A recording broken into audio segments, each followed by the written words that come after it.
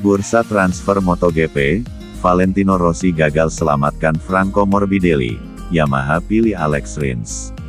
Menurut Sky Sport MotoGP, Yamaha telah memutuskan untuk bertaruh dengan Alex Rins sebagai tandem Fabio Quartararo pada musim depan.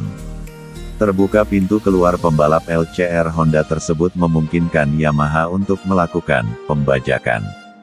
Di samping itu Rins punya motivasi untuk keluar karena diketahui tidak puas dengan dukungan yang diterimanya dari Honda. Rins mendapatkan motor pabrikan tetapi tidak masuk daftar prioritas dalam pengembangan motor Honda RC213V.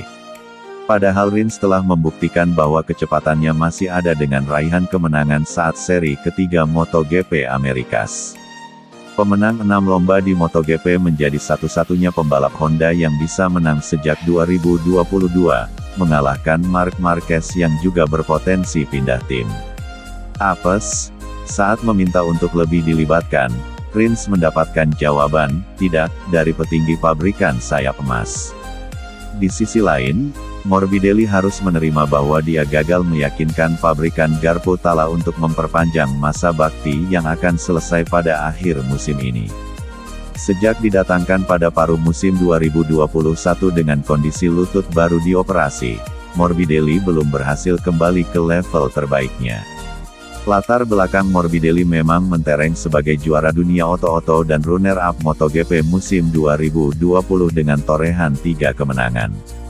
Morbidelli sejatinya menunjukkan progres. Sejak berusaha agresif di atas kuda besi seperti Quartararo yang lebih sukses, Frankie mulai bisa mengimbangi kecepatan El Diablo. Malahan musim ini Morbidelli menjadi satu-satunya pembalap Yamaha yang bisa memimpin lomba saat seri GP Argentina walau akhirnya harus puas finish di posisi keempat. Namun, lagi-lagi sinar Morbidelli meredup. Performa apiknya di Termas malah dianggap anomali karena kondisi lintasan yang unik dengan level grip yang rendah.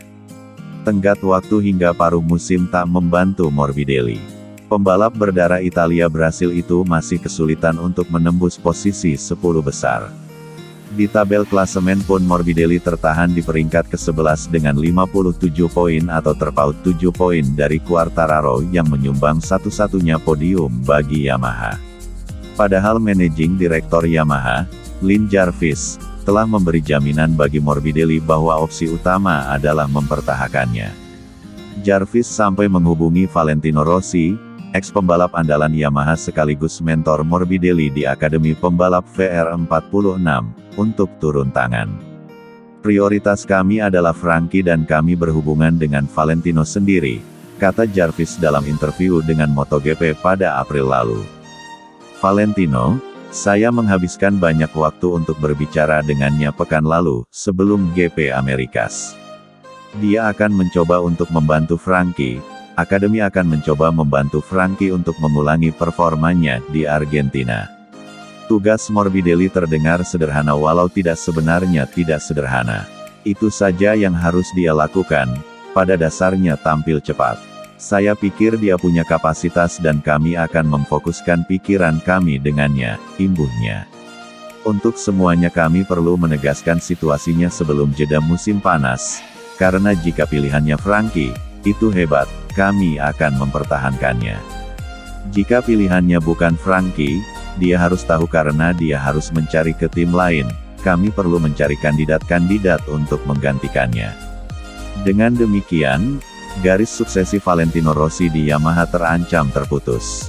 Morbidelli merupakan murid pertama The Doctor yang mengikuti jejaknya untuk memperkuat tim pabrikan Yamaha di MotoGP. Perubahan line-up di Yamaha berpotensi menciptakan efek domino. Sebagai kandidat pengganti Rins di LCR Honda adalah Johan Zarco yang saat ini memperkuat Prima Pramac Racing. Pada 2019 Zarco pernah menjadi pembalap pengganti di LCR saat berusaha menyelamatkan karirnya pasca periode tidak bahagia bersama KTM.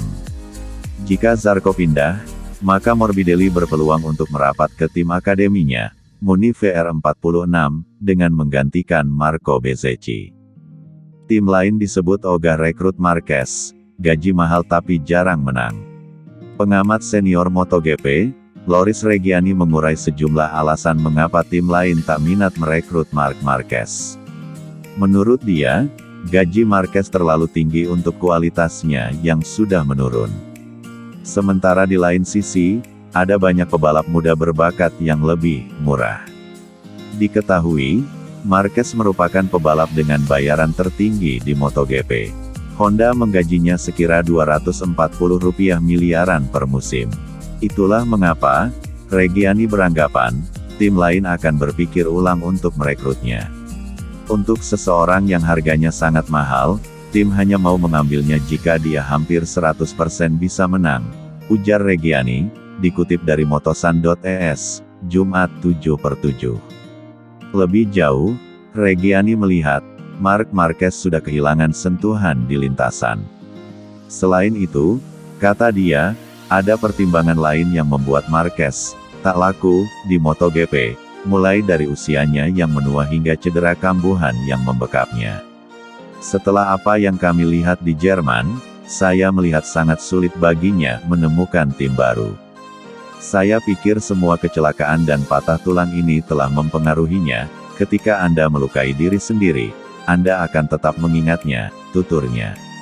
Sekarang risikonya terlalu besar bahkan bagi pabrikan lain untuk mengambilnya, karena beberapa alasan, dia bukan lagi Marquez sebelumnya. Jika dia tidak menang, itu kesalahan pabrikan, kecuali ada pembalap lain dengan motor yang sama di depannya, tambahnya. Marquez kini masih menyisakan kontrak 2 musim lagi dengan Honda. Namun, dia mengancam cabut lebih cepat seandainya tim bernuansa jingga tersebut tak mampu memberikan motor yang kompetitif. Saya tidak tahu apakah benar dia tidak ingin balapan dengan Honda lagi, seperti yang kita lihat di Jerman. Dia selalu berusaha, tapi mungkin tidak berhasil seperti sebelumnya, kata Reggiani.